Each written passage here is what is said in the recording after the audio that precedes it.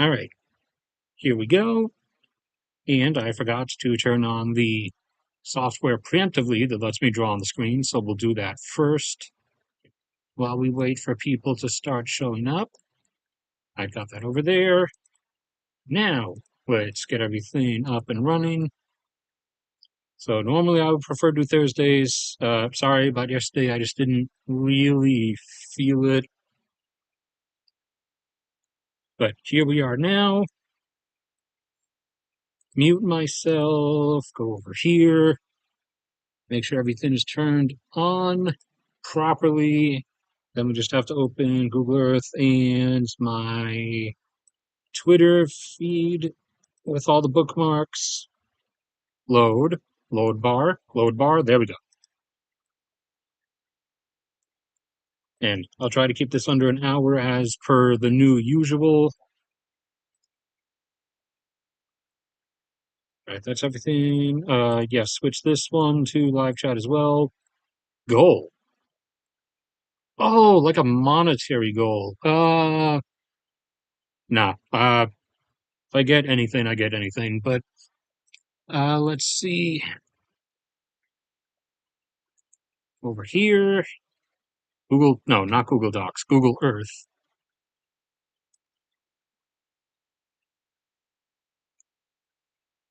Come on. Nope, I don't care about your projects. I want Google Earth. Zoom out. And one other thing. Try to retweet. Yes. You live near these areas and you can manage to, and you actually do love animals, please do adopt some of these before they potentially get killed.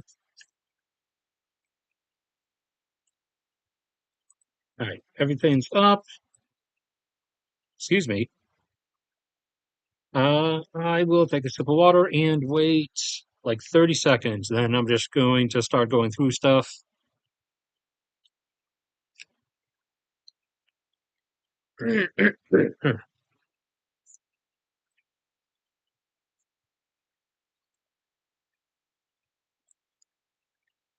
Okay. Still on cursor. All right, so we'll start off with the Middle East this time, as there is not too much new going on, at least. This should still be set at yellow. So, uh, active operations for the most part in Gaza are mostly done temporarily. That ceasefire has turned out to be the actual real deal this time. So, there's nothing new partaking over there as of the moment. And things have sort of stalled up in Lebanon. There's nothing really active going on at the moment up there. So these two, you can consider those. That's a really messy X, but I don't care. You can consider those two zones like frozen-ish for the moment.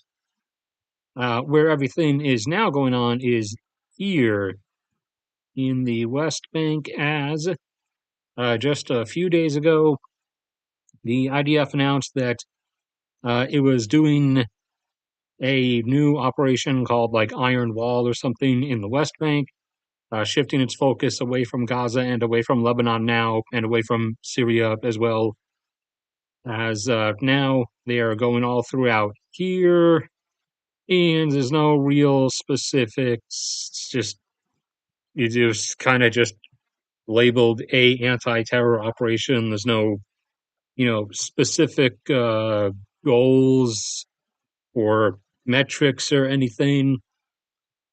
So, uh, Vietnam/Afghanistan vibes, but that is now going on, and there's been a number of firefights and engagements, some drone strikes, like this one that's graphic content blocked for obvious reasons, hopefully obvious.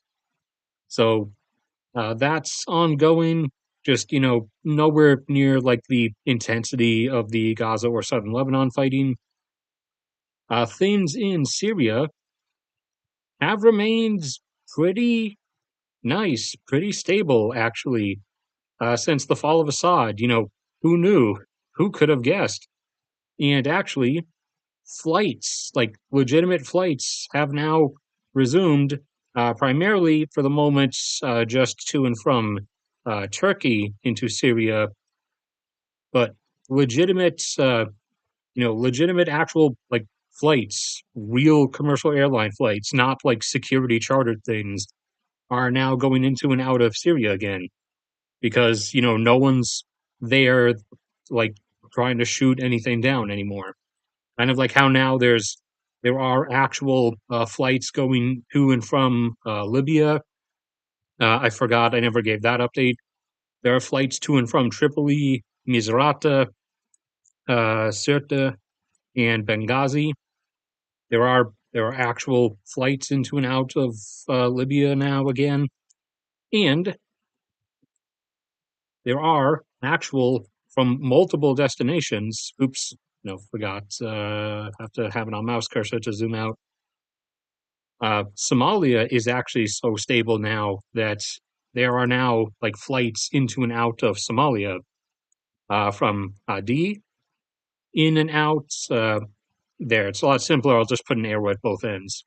From Djibouti in and out, from the UAE in and out, primarily just because of the hub thing, the transit hub, because the amount of specific people that are going to be going from any particular city on Earth to Somalia is going to be really small. So any of the flights that go in or into and out of Libya, for example, are going to be from like really specific transit hubs. But and some from up there in Turkey into and out. And there was one other, I think, either Nairobi or Mombasa. So we'll just say Kenya generically for the moment is now also about to start flights into and out of Somalia. So Syria has joined that, uh, you know, rejoining the outside world club, we'll call it. So club of rejoining the outside world. So, and what would that be? CR,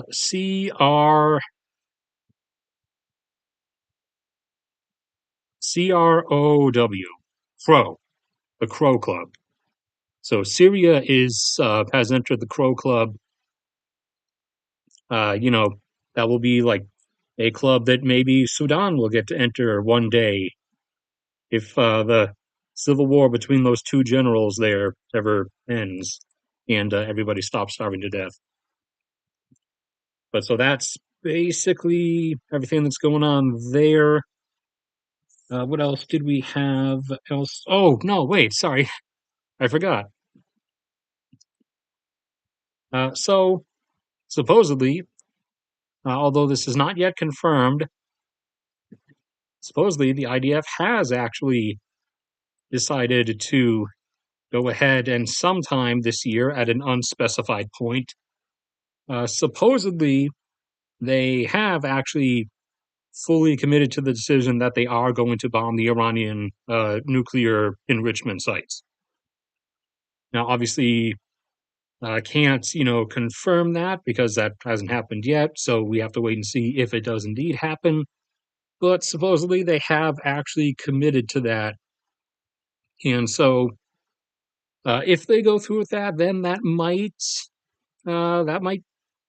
force Iran's hand, kind of for the sake of like saving its own, reputation. That might kind of force them to do another like massive, mega ballistic missile wave attack like they've done before. But we'll see, as they have also been constantly handing off a lot of their ballistic missiles to Russia, since Russia has run out the threshold on the amount of its remaining cruise missiles that its military commanders, at least, are willing to spend. Uh, by all means, Putin up there in Moscow, if he could throw them all at random civilians in Ukraine. He absolutely would.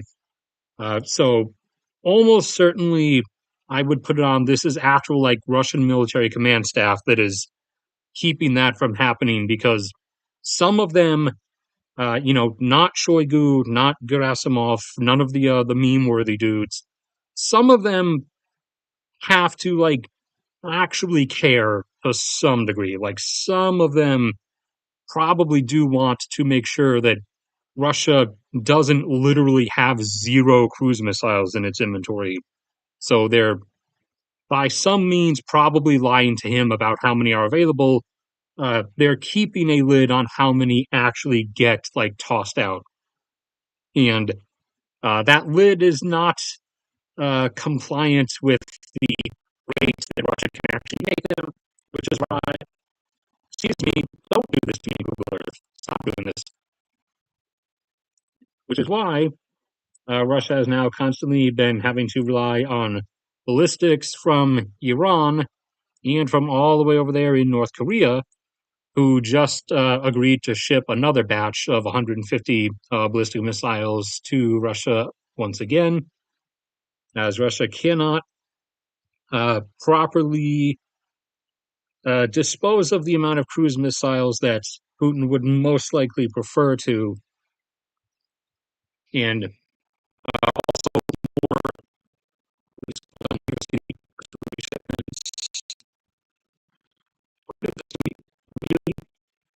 X, you're gonna do this to me too? All right, where is it?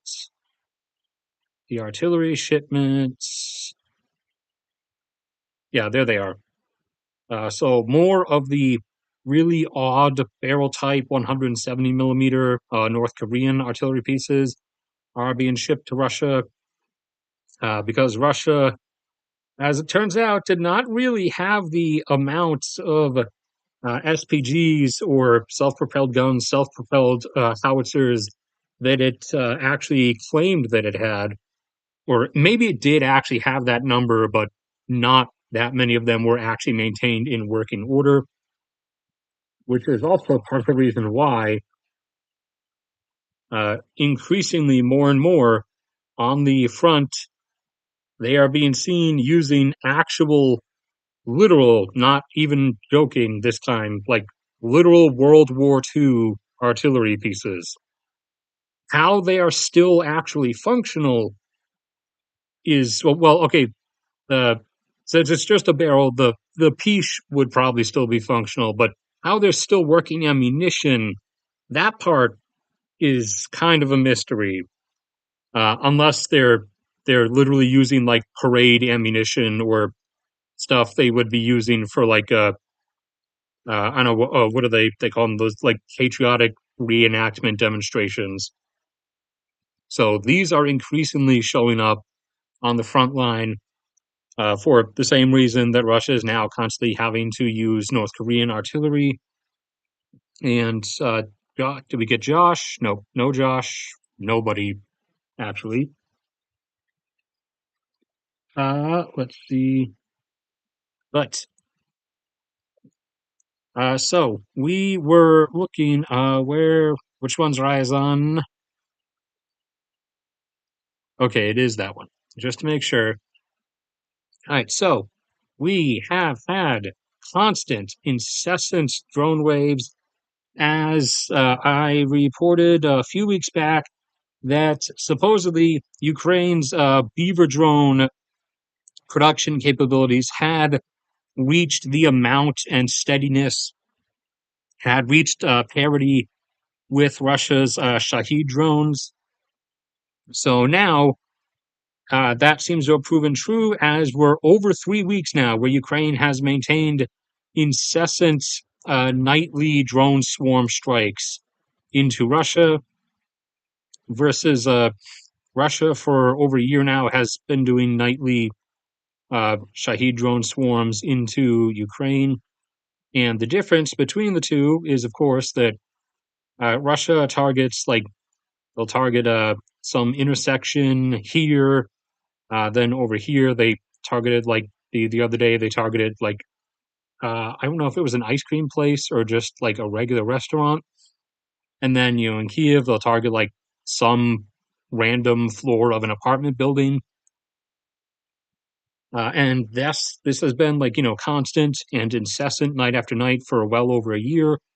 Now, can you imagine what Russia might have done if they actually used those swarms to, like, I don't know, attack Ukrainian frontline positions, attack, airfields, where Ukraine's still not destroyed Air Force are, like anything useful. But nope, still doing the kindergartens, still doing the hospitals, restaurants, random intersections. Whereas Ukraine's drone strikes are, striking far more useful things. We got some plentiful targets this time, especially the big one in Ryazan. But we had strikes in Bryansk, Ryazan, Voronezh. We had plenty in Rostov, Krasnodar, and where's the other? Smolensk. Yeah, this one should be Smolensk. Let me double check myself before I humiliate myself. Smolensk. Yes, I was right. I still know most of the oblasts. I still know them. So we had the big one, the one that's made the most news thus far, is the one in Ryazan, where we can go through the that's Bryansk, Tunisia. That's photo. Okay, we need to go back down for some of the initial videos. Okay, let's get the bigger version. Yeah, there we go. So look at that, nighttime smoke plume. So this was the Ryazan. This was the Ryazan refinery slash depot slash oil pipeline hub pumping station. So it's also where multiple pipelines converged, and they went through, like I said, pumping stations that keep the oil flowing down the pipelines to other destinations. Should I mute this? Yeah, there you go. There's the initial one of the initial like gargantuan mega fireballs. So this refinery still burning. It's been 3 days, 3 nights, I think. It's still burning. Obviously, no idea how much of the storage infrastructure at the depot portion was destroyed. Uh, we do know, even by Russia's own admission, that the refinery is out. So that's about 300,000 barrels per day of refining capacity that is now down for at least months, at the very least. Plus, also the pumping station, the actual like pipeline convergence and transit hub, uh, whatever portions are coming to and from and going from where.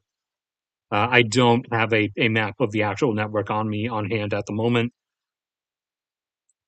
And then over in Bryansk, we had here really that's kind of dangerous to the front line to have something that important. But we had an attack happen on one of Russia's military electronics factories.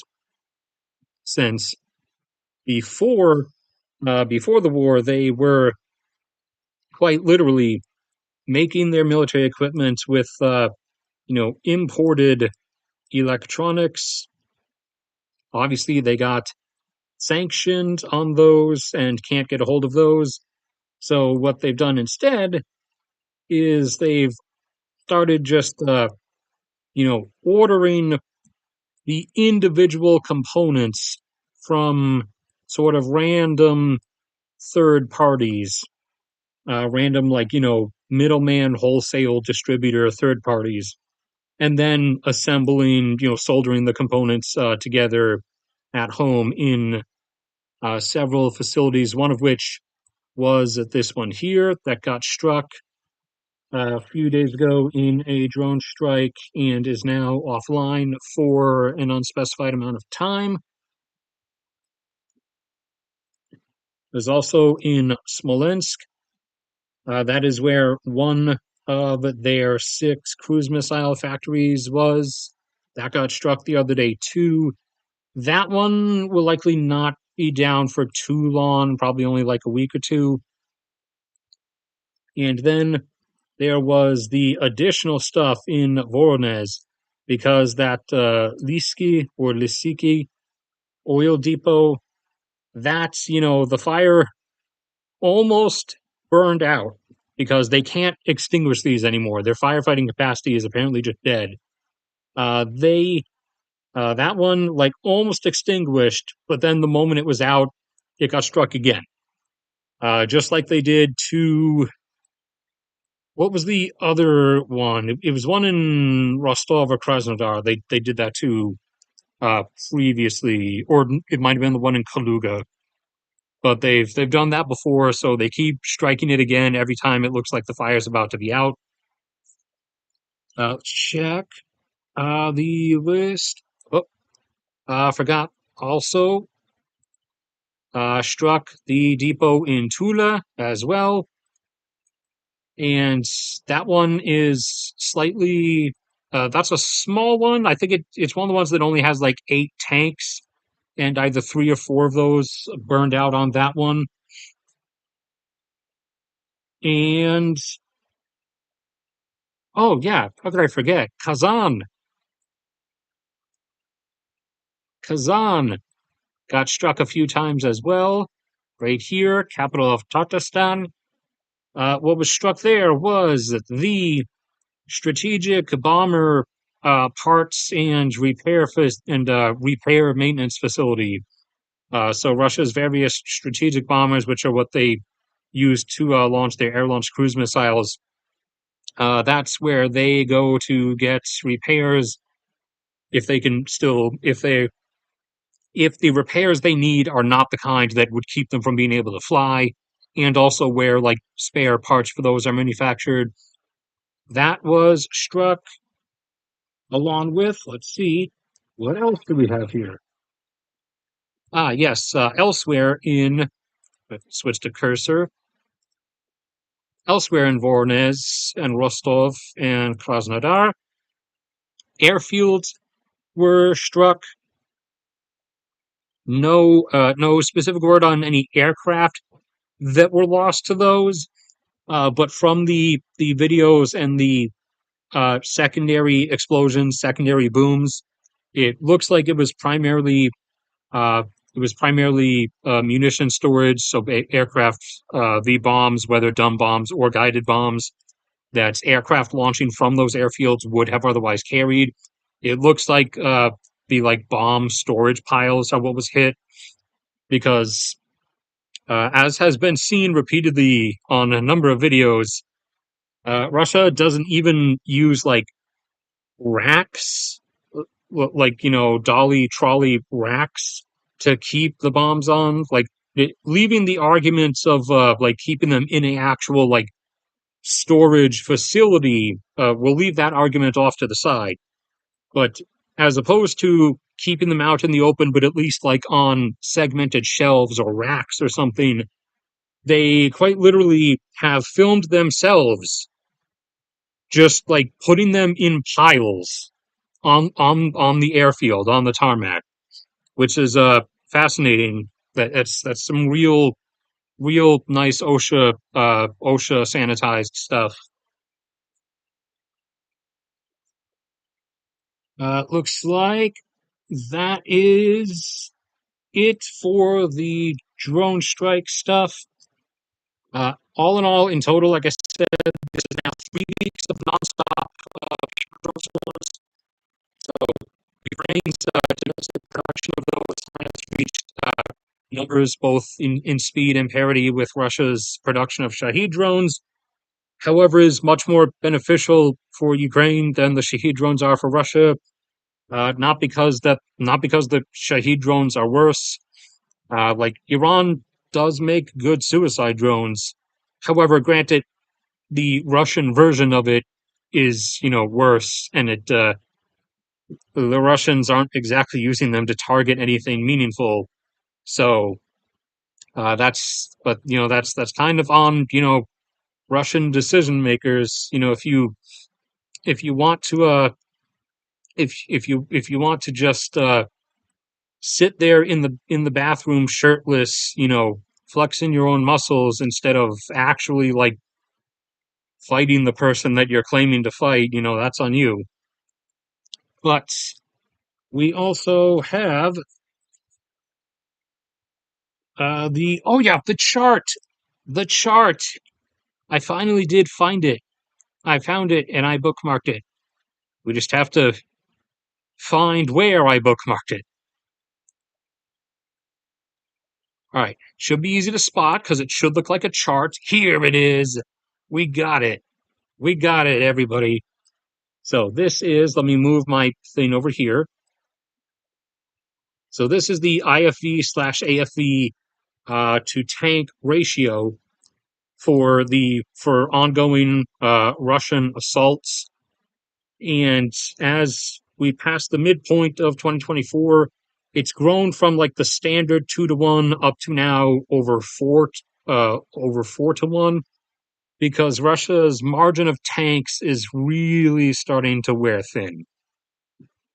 So they have now lost close to, but still just under 3,300 modern tanks, or what would count as modern in their standard, which would be anything T-72 and beyond, basically. So they've lost close to 3,300 out of, including both the net total they had before the war began and those that they have made since then, given, some basic math and some time frames. Roughly 37 or 3,800.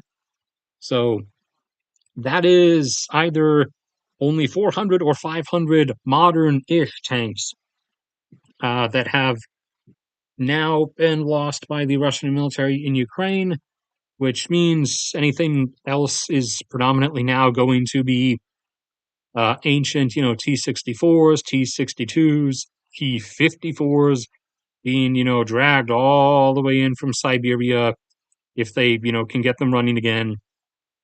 And that ratio has been seen both in the, increasing ratio of how many are those ancient types of tanks, and also in the fact that they're resorting to just replacing the tanks in the assaults with more like mass numbers of IFVs, which they're also going to be running thin on in a few months if they pick this pace up continually. I think that was most of the directly military related stuff. Anybody? So got one so far. Where is everybody? I mean, everybody's here. It's just everybody's dead. All the talkers are gone. Where's Agent Smith, my old Norwegian bro? Or that's that one Swedish dude who used to comment all the time. Sorry, I don't remember your name, Swedish dude. I remember you were Swedish though. Uh, let's see. Blah blah blah. Oh, yeah, there has been decent news, actual good news on stuff as well that's not war related. So the Aral Sea, as I put out in that video yesterday or the day before, the restoration project to bring the Aral Sea back into existence is continuing to progress. So after going, down, down, down, and bottoming out at only about 1% of its original water volume in the 2010s, towards late 2010s. Once the restoration project started, it picked up speed and has actually started going faster than it was initially hoped. So last year, it got up to 2% or over 2%. And as of the beginning of this year, it's already back up to 3% of its original water volume. So it's actually going faster than it was initially expected to, which is good, obviously. Praise God. So most of the incoming water is going into these lakes here, this conjoined set of triplet lakes. Once those actually like fully refill to their original footprint, which you can see some of like here. Hold on. Oh, wait, no, forgot. I have to be on the cursor thing to be able to zoom in. So you can kind of see their original footprint like this in some parts. I think I'm trying to get it. Forgive me if I don't get it the best. But yeah, so once these fill back up to their original footprint like that, which I think I might be wrong, but for them, I believe they're at 27 billion cubic meters. I know that much. I believe it would be like something like 50 or 60 billion cubic meters would be about a full refill of their original footprint. And after that, once they refill their original footprint, then the restoration project can begin allowing the arriving water to actually spill over into the broader Aral Sea basin and begin, the restoration of the bigger portion or the eastern lobe of the Aral Sea. So the Aral Sea is actually being brought back into existence for, any who were still incessant about like nothing we've ever done is like reversible. There's nothing we can actually like undo. We actually kind of can, because a lot of the things we've done, like damage wise, are actually really, really simple. Like in a lot of these cases, the solutions to things really just involve like either not doing something or actually doing something that we were otherwise not doing, which is, in this case, letting water actually flow into the Aral Sea basin like it used to for, an eternity beforehand, before the Soviet projects in the 1960s. And it was Soviet Union projects that made all the like water diversion, irrigation channels, and everything. Despite all the like Russian propaganda bot that I've been getting in the comments since I published that video about how the Soviet Union did no wrong, of course, actually, it's all Kazakhstan's fault, and all those bad things were done by Kazakhstan in the 2000s. None of it was actually done by the Soviet Union. So, really, really subtle. You're not being obvious that you're a bot account in any way. Good job, very subtle. Also, now, as a result of the ceasefire in Gaza, the Houthis in Yemen, who control relatively this portion, have now finally released that Filipino sailing crew of that vessel that they jumped out here because, it had an Israeli crew. Oh, no, wait, they were Filipino. It was an Israeli vessel. Oh, no, wait, actually, it wasn't. It was just a vessel that was carrying cargo from point A to point B. And like one of the shareholders of the company happens to be Israeli, therefore it's an Israeli vessel. But that crew, after over a year, has now finally been released. So they now get to go home to the Philippines and actually live with their families again. Taiwan, offshore of Taiwan, excuse me,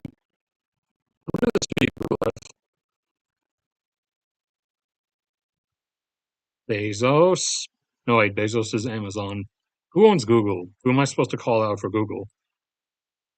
So, for Taiwan, as we discussed last time, in the various ports and shipping manufacturing places across from Taiwan, all of a sudden, over the last few months, the shipbuilding companies there have been churning out rapidly built, rapidly deployable, as in rapidly like offloadable slash onloadable vehicle ferries that's also look like they're more designed for faster ferrying speeds, almost like they're fulfilling a abrupt rapid order to build some vehicles that are made to transport military personnel and vehicles for something that's coming up as fast as they possibly can, so that it's not too much of a forewarning, but there's no real surprise you can pull off.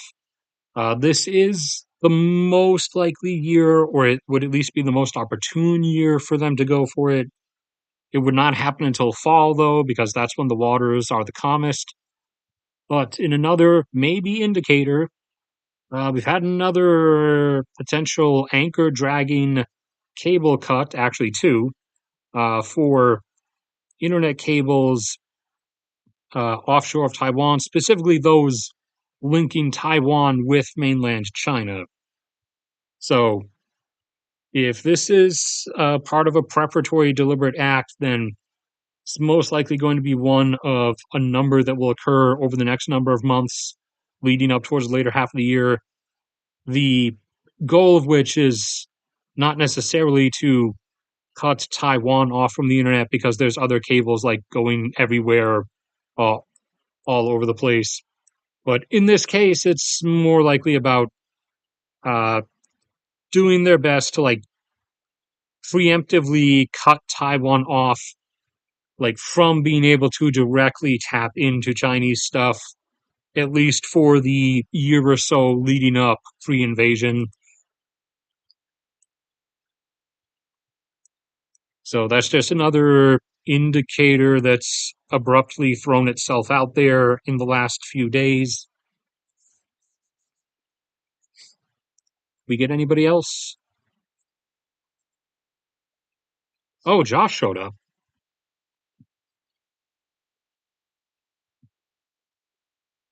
I mean, they would be cheering for anything that raises the price of oil without them. Whoa, whoa, whoa, whoa. Without them having to do it via further production cuts, since they're already down at 9 million barrels per day, and they kind of they have to stay down there preemptively now, because the end of their ability to maintain their former 10 would be coming up in like 2032 anyways. But they don't want to like go further down to 8 yet until they have to. So they, yeah, would be happy to stay here at 9 and have the price go up anyways, rather than have to raise it by going down further. But the big potential increase is not coming from the refinery strikes or even the pipeline strikes. That's going to come from everybody now. Uh, the big ones primarily being India and China, because they were the main ones who were using them, and minor Russia-dependent countries like Myanmar and others, and Pakistan. They are now turning away the Russian tanker Shadow Fleet. So if when the like finalization on that happens in March, in which case that at minimum is 500K, at most is either 900K or 1 million barrels per day of like no of oil that Russia will have no ability to actually get anywhere. So that will, even though Russia's like ability to maintain their oil production is already going down, and would be like 8.8 or 8.9 by that time, a few months from now. That is going to like force them to have to just drop down, to either 8.5 or even as low as eight itself, because that's going to be 500,000 or up to 1 million barrels per day of oil that they just literally can't get out to anywhere. And you can't keep pumping X number of barrels per day if that's not going anywhere, because it has to go somewhere. There's no like magical pocket dimension you can just store it in. And the others, like India and Pakistan, are both going to be getting more from the UAE instead, as the UAE is one of the two, them along with Iraq, who is most done with following Saudi Arabia's orders from within OPEC. And there's a decent chance that those two are actually going to leave OPEC sometime in the next coming years, just like Angola did, just like Qatar did, and Ecuador before them. Indonesia was forced out because of how low their production had gotten, but the other three left of their own accord because they were done with the whole endless production cuts regime. And for the same reason, the UAE and Iraq are probably going to leave. But for the moment, they're still in OPEC. They're just not listening to the rules. The UAE wants to up their plateau from 3 to 4 million barrels per day. Uh, the majority of that extra bit of which will be going to India and Pakistan in place of Russian crude. And Iraq will, in the next year or two, be having a expansion project completed that will bump them up by around 700,000 barrels per day or so. So that will then cover some extra other stuff. And up here, just today, actually, in Kazakhstan, up here, since this is where a lot of their stuff is, in this northern Caspian offshore slash also onshore basin, one of the Tengiz expansion projects finally started up. So over the next few months, that's going to raise Kazakhstan's output by about 250,000 barrels per day. So that'll put them up towards like 2.1 million, going up above two for the first time.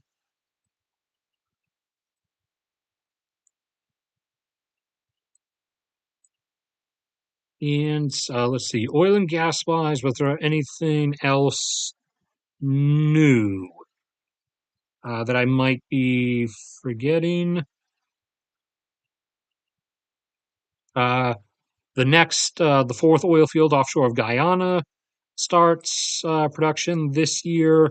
I don't recall which like quarter or which time frame of the year, but it will be taking Guyana from about 650 right now up to about 900,000.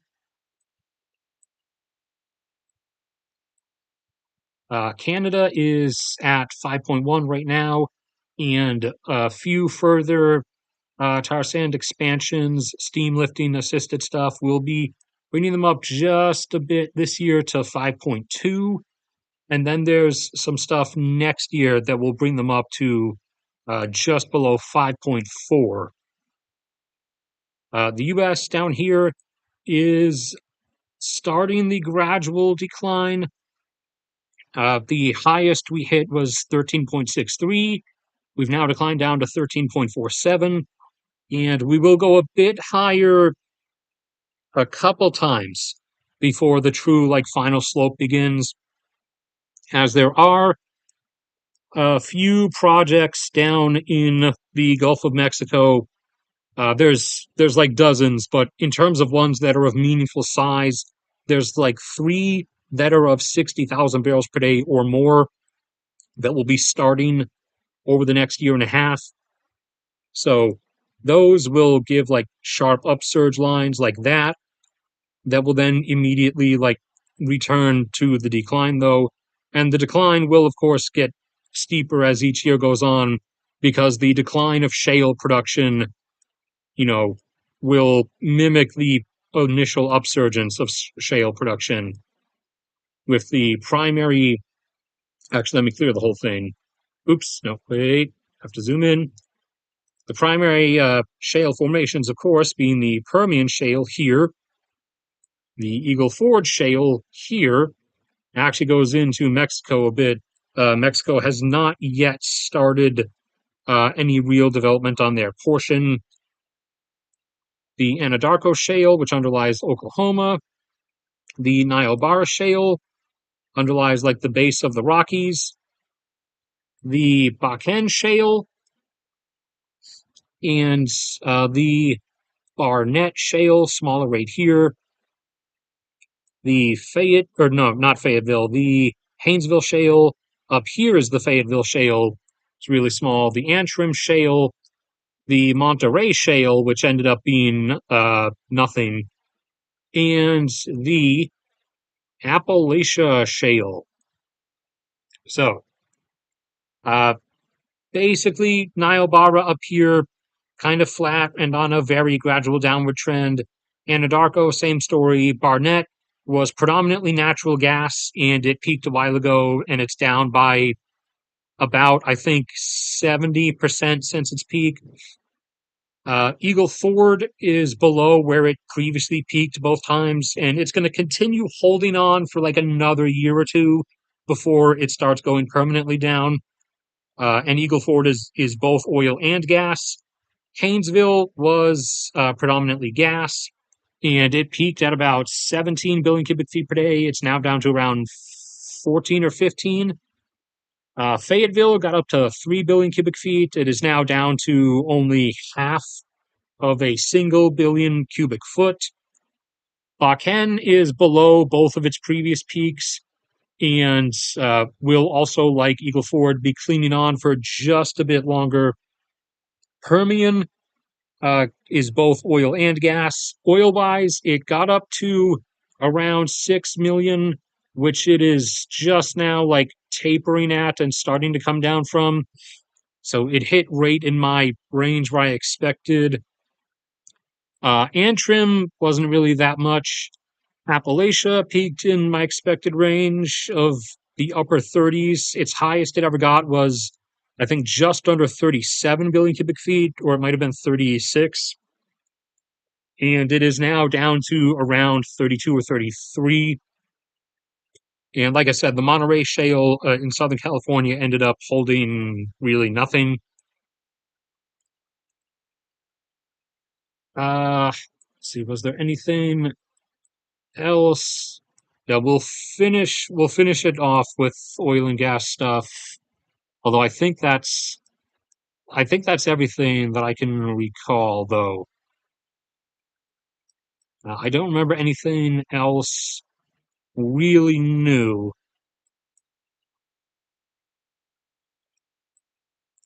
Just throwing, don't mind me, I'm just throwing countries in front of my face to see if anything gets sparked. Oh yeah, Malaysia continues increasing its natural gas production from the natural gas stuff that they have in this offshore portion here. Since when you see a predominantly flat zone like that, it's usually going to be predominantly natural gas. And they're up to about 8 billion cubic feet per day now. And by the end of this decade, they should be up to like 12, maybe as high as 14, but we'll have to see. Australia is going to keep up in terms of its gas supply. Oil supply, though, it's continuing to go down and is dwindling down towards the zone of nothing as the boost that they got from the condensate production that accompanied the offshore gas production off the northwestern coast is tapering off, and all of their former old fields, most of which were onshore, are now getting close to dead. So they're back down to only like 260,000. After a while, they have started doing some additional stuff in this onshore basin that would be a really good holding spot to find hydrocarbons. They only ever in the past really did stuff in this portion up here and a little bit over here. Now they've done some near to there as well, I think. Like this, you can make an extension there. And they did find a set of fields that they're going to tie together. that they, in a few years, think they might be able to get a 50,000 barrel per day boost out of collectively. So by the time they fall down to, say, 200,000 barrels per day flat, they should be able to, in a few years, get an abrupt jump back up to 250,000 barrels per day. But other than that, not really much. And I think yeah, that's pretty much it for everything for the moment.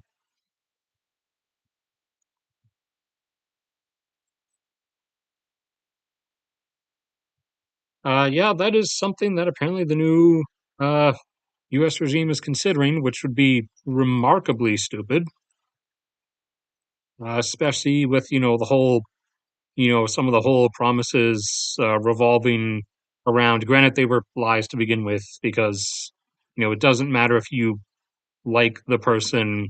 That doesn't make them not a politician. They are a politician.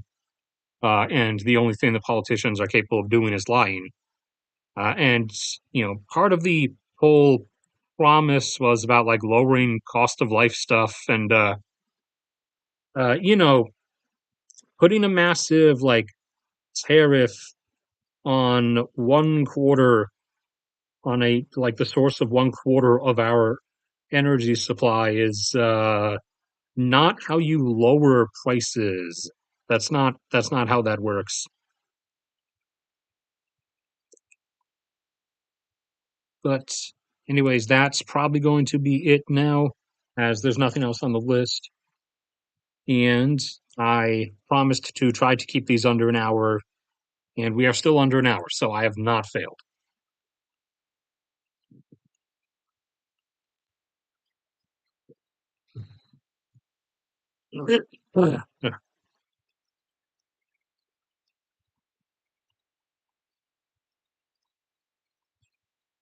Although I do have that feeling that I get sometimes that I've like forgotten something, but it's my fault because whatever it is, I did not write it down on the sheet. So any blame for that inherently falls on me. But that's going to be it for this one then. So I will see everybody around next time. And uh, well, well, yeah, that's it. Actually, I'll see everyone around next time. If you're streaming, Josh, I'll be on in a second.